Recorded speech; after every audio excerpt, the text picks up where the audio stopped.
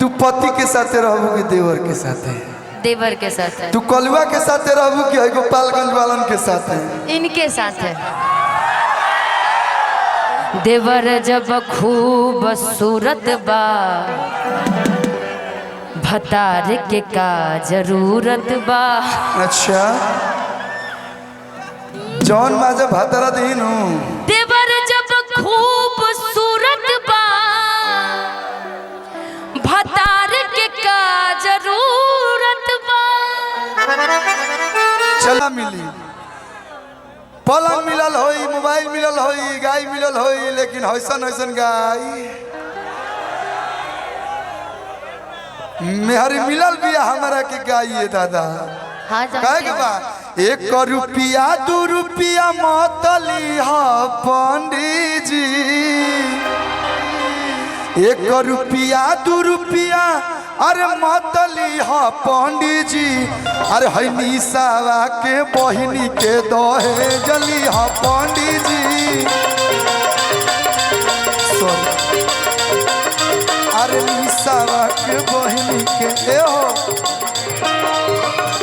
गलती से है पंडित जी घर चल गई नू। पंडित जी कुछ करस चाहे मत करस, लेकिन इनकर लड़का जो मनोई बड़ा बढ़िया करी। अरे है निसावा के बहिनी के दहे जली हा पंडित जी।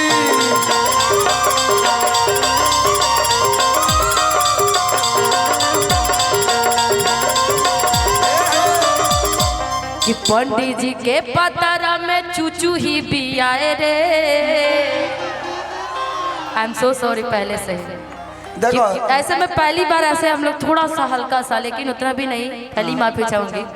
पंडित जी के पतारा में चूचू ही भी आए रे। आ कलू जी कहेले हमर बहिन खुल क्या हुआ कि आलू 10 रुपया,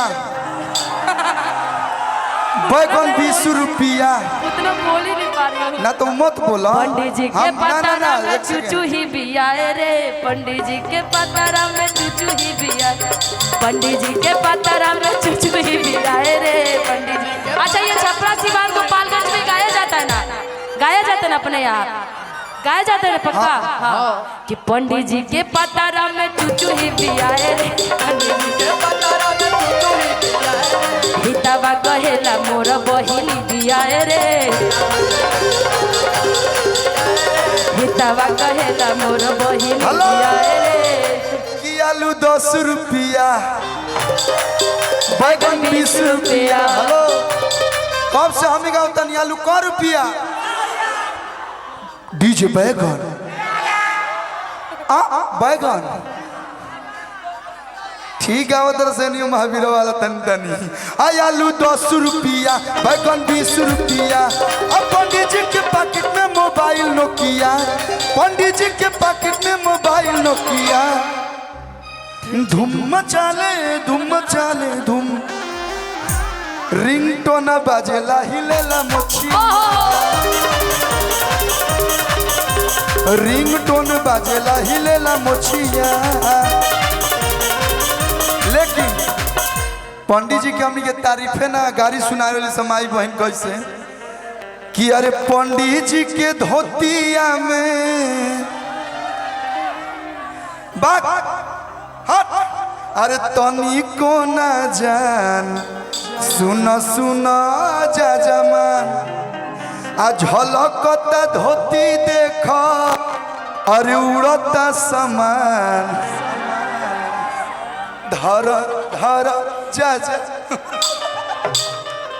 लेकिन कहेगा भैया हो ए हो जब बियाह हो जाला तब बियाह के बाद जब बहू जाली सन मानी निशा जी जो है बियाह के बाद तरवा कैसे चले मानी घूंघट टोल ली तनी